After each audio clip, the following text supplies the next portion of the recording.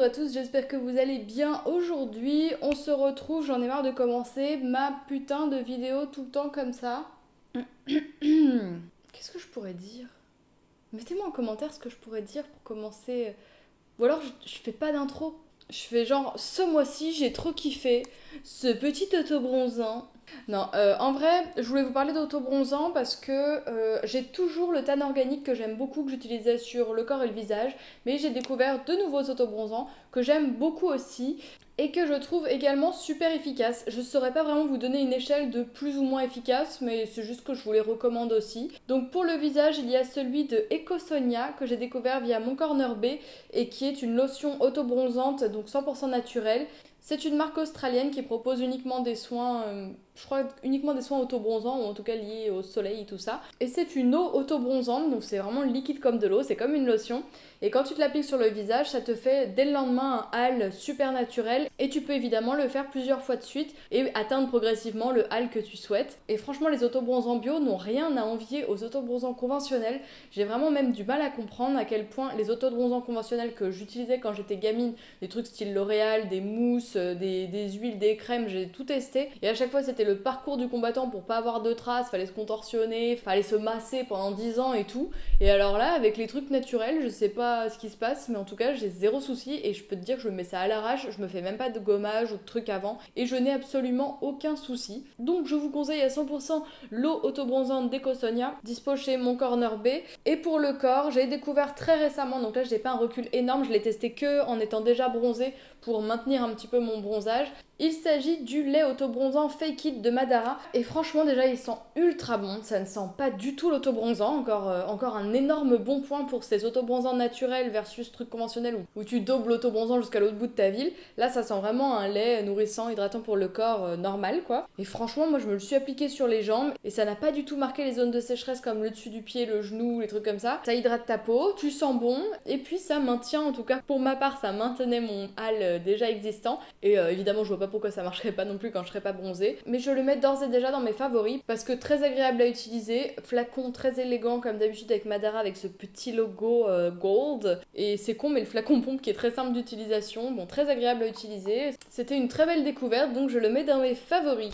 Deuxième favori, je ne pouvais pas ne pas caler ça dans une de mes vidéos favoris. Je voulais vous parler du Hellfest, je vais vraiment en parler très rapidement. Je vais pas vous faire des détails sur les groupes, sur les machins et tout, d'ailleurs il y a plein de vidéos qui en parlent mieux que moi. Il y aura peut-être d'ici là le report de Colin qui sera sorti, si c'est le cas je vous le mets en barre d'infos. Donc là s'il y a des métalleux qui passent par là, je suis désolée, oh mon dieu les touristes au Hellfest, quelle horreur. Je ne suis pas une grosse fan de métal de ouf et tout, mais mes goûts tendent quand même vers la moitié de la prog du Hellfest. J'ai personnellement été ravie de voir Slipknot en live que j'écoute très régulièrement chez moi. J'ai été ravie de découvrir des groupes comme Beertooth que mon mec écoute et que j'écoute également depuis le Hellfest. J'ai adoré revoir Fever 333 qui est vraiment une énorme découverte que j'ai faite en première partie de Bring Me The Horizon et que j'avais adoré. Donc là j'étais en mode groupie au premier rang et tout. C'était super cool de les voir pour une deuxième fois et d'ailleurs j'ai déjà mes places pour Paris une troisième fois. C'était une très belle expérience que de découvrir Tool en live qui est vraiment un groupe, j'ai dit que je parlais pas de groupe mais bon c'est pas grave, qui était vraiment une très belle expérience, un peu son et lumière, hein, parce que faut savoir que Tool, il y en a qui ont râlé en disant oui, il n'y avait pas de retransmission dans les écrans, etc.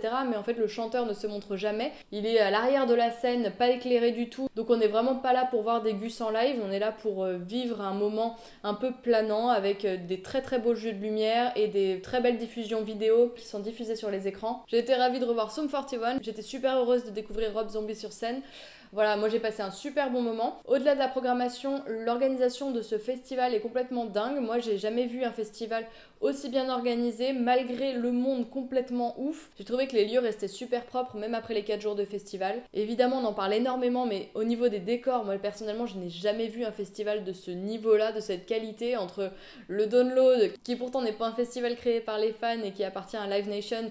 Ça ressemble à rien, on est sur un champ de paille, il y a une baraque à frites au milieu de rien. On est vraiment, mais c'est même pas comparable en fait. On est à milieu des décors de fête foraine du Hellfest. Pour ceux qui veulent en voir un petit peu plus, je vous invite à aller voir la vidéo que j'ai réalisée sur le Hellfest. Elle dure seulement 1 minute 40 mais j'ai mis plus de 10 heures à la monter. J'ai essayé de faire un truc un petit peu original. Donc s'il vous plaît, allez la voir et laissez-moi un avis. Je serais vraiment super heureuse. En plus, elle a été démonétisée parce que je voulais utiliser une vraie musique. Donc je ne gagne pas d'argent dessus. Mais si vous pouviez me faire un petit retour en commentaire sous la vidéo et me mettre un like, ça me ferait tellement plaisir parce que tous vos retours c'est ma seule récompense, donc ça me ferait super plaisir. Et pour finir sur le Hellfest, je voulais aussi revenir sur ce côté, voilà, les métalleux, enfin certains, hein, pas tous, parce que moi j'étais avec un couple de potes métalleux et ils pensaient pas du tout comme ça. Mais pour ceux qui trouvent qu'il y a un côté touriste qui viennent voir un peu la gueule du Hellfest parce que c'est joli et qui aiment même pas vraiment les grosses têtes d'affiche du métal ou les trucs underground machin, moi j'ai juste envie de dire que personnellement avant j'allais à Rock en Seine. Rock en Seine qui était un peu le festival pour entendre un petit peu de rock, d'où le nom.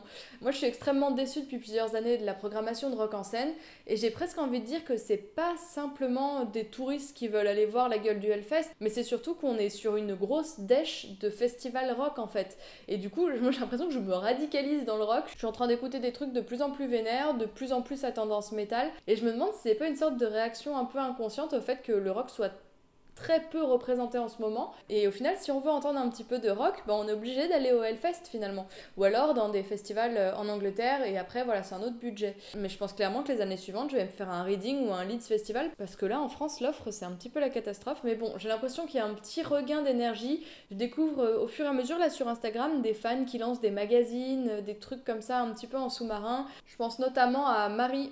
Encore une Marie, qui a un blog qui s'appelle Pink Inside et qui parle beaucoup de rock alternatif, qui fait des interviews, qui fait des reports de concerts et j'ai découvert pas mal de groupes grâce à elle. J'ai pas encore tout épluché mais voilà, je l'ai découverte parce qu'elle m'a follow et c'est vraiment super. Donc si vous êtes intéressé par le rock alternatif ou si vous voulez suivre un petit peu cette sphère qui j'ai l'impression se redéveloppe à nouveau. De toute manière, toute mode fait comme ça et comme ça, hein, c'est normal. Mais voilà, c'était un petit peu ma réflexion, qui vaut ce qui vaut. Mais je me disais clairement que s'il y avait de plus en plus de monde au Hellfest, c'est aussi qu'il n'y avait plus de rock en scène, quoi.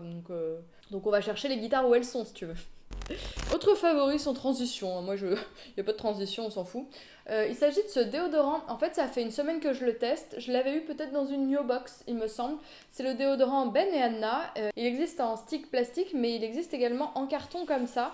Et enfin c'est super chouette, c'est un stick comme ça que tu pousses. Et donc j'ai reçu le Pink Grapefruit et il sent ultra bon. Il est assez fruité au final. C'est un déodorant qui est bio, vegan, cruelty free avec un packaging donc en carton, donc un petit peu plus zéro déchet que le plastique, je pense, même si à mon avis le carton est peut-être un peu plastifié. Sinon, oh, quoique. Ah si, peut-être un peu. Bon, je sais pas. Bon, en tout cas, c'est plus zéro déchet que le plastique, je pense, j'espère. Et il est surtout ultra efficace. Alors, le premier ingrédient, c'est du bicarbonate de soude, donc faut pas être sensible des aisselles, ce qui n'est comme d'habitude pas mon cas. Donc moi, j'ai pas eu du tout de soucis d'allergie avec des déodorants au bicarbonate de soude. Donc je ne suis pas, encore une fois, le bon cobaye pour vous faire un retour sur la sensibilité des aisselles. De toute façon, c'est propre à chacun. Et il y a Lulu, la petite noisette, qui me disait que, en fait, elle, pendant 6 ans, elle a utilisé le même déodorant parce qu'elle faisait sa propre recette à base de bicarbonate de soude. Et du jour au lendemain, elle a fait une réaction, elle a eu des plaques sous les aisselles. Donc en fait, c'est pas qu'on n'est pas tolérant, c'est qu'on a une sorte de seuil de tolérance qui fait que tu peux tolérer le bicarbonate de soude plus ou moins longtemps sous tes aisselles. Donc voilà, moi j'en suis quand même relativement au début de l'usage de déodorant à base de bicarbonate de soude. Ça doit faire, je sais pas, 3-4 ans, plus, un petit peu plus, que je me sers de déodorant de ce genre. Donc peut-être que mon seuil n'est pas encore atteint. On verra, on est sur un gros suspense, rendez-vous dans 2 ans. En tout cas, je vous conseille ces déodorants, je les trouvais vraiment extraordinaires. Zéro odeur. Il y a même un jour où je me suis lavée à 15h, je me suis pas relavée du coup avant d'aller me coucher. Et le lendemain, après une nuit, alors qu'on crève de chaud en ce moment, je ne sentais rien, les gars. Rien. Sinon, côté série, je vais pas vous faire une grosse critique parce que c'est des séries assez connues et je vous avais déjà parlé de la saison 1, voire 1 et 2 pour l'autre série. En ce moment, je regarde Big Little Lies, donc j'avais adoré la saison 1. La saison 2 est un petit peu plus en demi-mesure. J'aime beaucoup l'ambiance, c'est toujours extrêmement bien filmé. Je prends du plaisir à regarder la série, mais c'est moins un énorme coup de cœur que la première saison qui était un petit peu une claque sur la narration. Et là, je regarde la saison 3 également de Stranger Things. Des fois, ça me saoule de vous parler de séries Netflix parce que tout le monde parle des mêmes séries. Et puis, ben voilà, des fois, je trouve ça un peu trop dans les codes ricains et un petit peu trop lisse. Par exemple, j'ai regardé Jessica Jones, là, les 3 premiers épisodes de la dernière saison. J'ai trouvé ça d'une nullité à toute épreuve. Mais le scénario est vide, il ne se passe rien. Ils foutent juste un petit cliffhanger à la fin de chaque épisode pour te donner envie de regarder le suivant. Mais en fait, dans le suivant, il se passe rien. Puis bam, re-cliffhanger. Franchement, c'est la catastrophe scénaristiquement, là, Jessica Jones. Faut vraiment qu'ils arrêtent avec les Marvel parce qu'ils sont à bout, ils ont plus d'idées. Je sais pas qui écrit les scénars, mais bon, c'est la cata. En revanche, j'ai commencé la saison 3 de Stranger Things et là, putain, quand même, je vous avoue bêtement que ça me fait presque chier de l'avouer, mais c'est tellement bien fait, c'est tellement bien structuré. Là par exemple dans l'épisode que j'ai regardé hier, il y avait une scène de flirt au plein milieu d'une scène un peu d'action. En général c'est le genre de scène qui me saoule parce que c'est pas crédible pour un sou, personne fait ça en plein milieu d'un truc d'action où tout le monde va crever. Mais là en fait les persos avaient été un peu drogués donc c'était complètement justifié qu'ils partent un petit peu en couille. Et en plus l'issue de la scène de flirt était hyper drôle, il y avait une chute très drôle. Et donc hier en regardant l'épisode on se disait ah putain ils sont bons quand même parce qu'en général on déteste ce genre de scène. Et là ça a du sens et c'est rigolo, c'est bien écrit, il y a vachement de rythme, on s'ennuie pas une seconde. Il y a plein de petites références voilà, aux années 80, etc. mais sans en faire des caisses non plus. C'est relativement subtil et c'est pas toutes les 10 minutes. C'est super beau, même le monstre de la saison 3, il a une manière de se former qui est complètement dégueulasse. Et c'est hyper bien fait, il y a des très beaux effets spéciaux. Et j'aime beaucoup la narration de cette saison 3 où t'as vraiment des petits groupes de personnages qui mènent chacun leur enquête et qui avancent un peu chacun de leur côté avec les indices qu'ils ont en main, avec chacun leurs atouts. Et voilà, et je trouve ça hyper bien. Donc j'ai pas encore fini la saison à l'heure où je vous parle, mais quand je posterai cette vidéo, je pense que j'aurai fini. J'ai lu un peu vite fait sur internet, mais juste sur des gros titres, j'ai pas lu d'articles. J'ai juste lu des gens qui disaient trop déçus de la saison 3.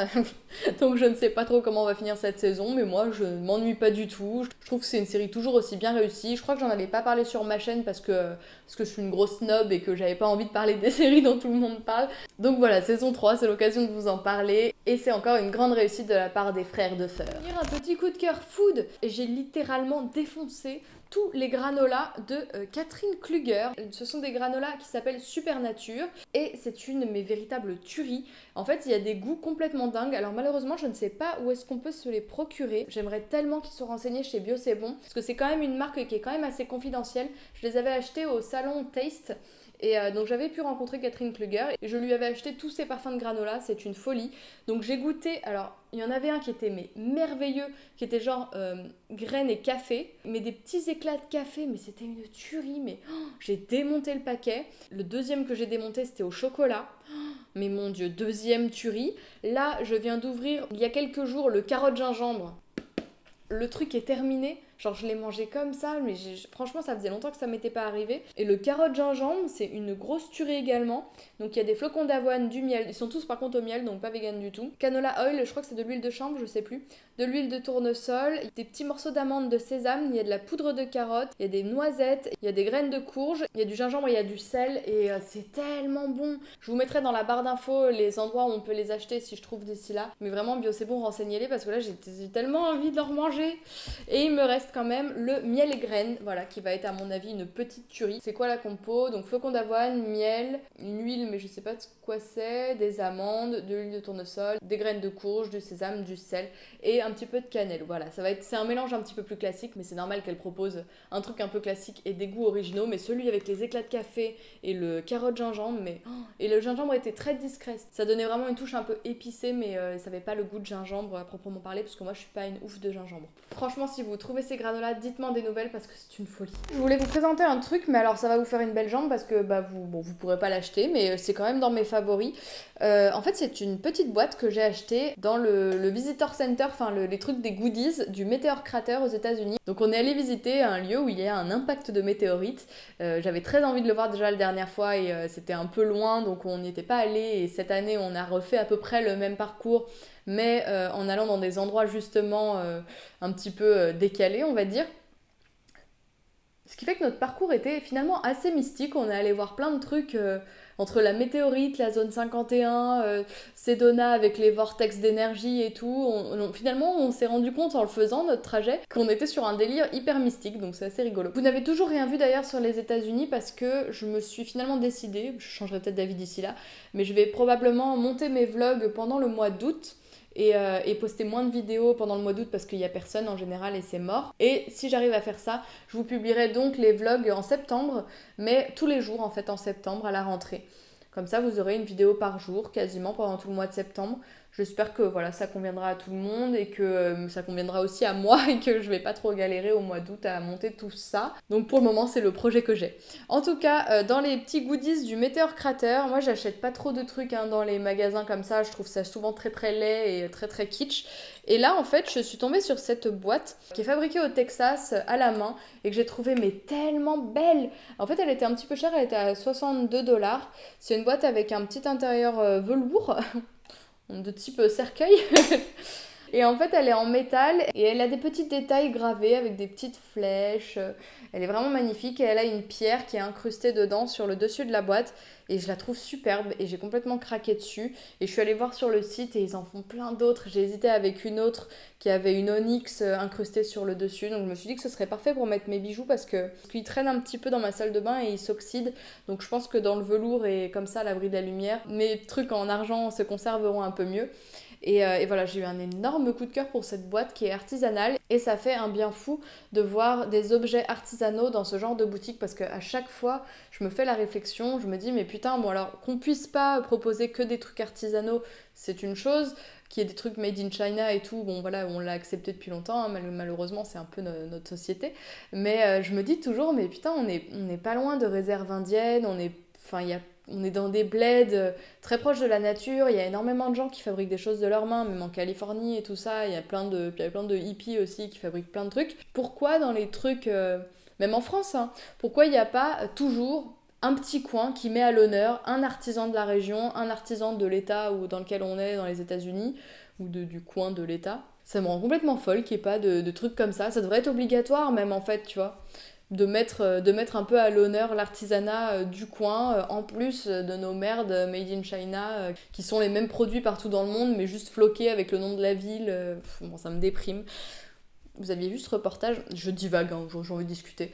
Vous aviez vu ce reportage où en fait ils montraient l'usine qui fabriquait tous les goodies et en fait ils estampillent Venise, puis ils envoient à Venise, ils estampillent Rome, puis ils envoient à Rome. Et puis en fait c'est ridicule, c'est complètement absurde d'acheter ces trucs-là. Je l'ai fait et potentiellement je le ferai à nouveau pour certains trucs, mais c'est tellement absurde d'acheter des trucs de Chine qui sont les mêmes produits dans tous les pays du monde et qui sont juste floqués avec un nom de ville, mais c'est absurde, c'est absurde. Bref, passons. Voilà, c'en est tout pour mes favoris de ce mois-ci. Il y avait sûrement d'autres trucs. Mais c'est les objets, les choses, les événements, la bouffe qui me venaient à l'esprit ce mois-ci.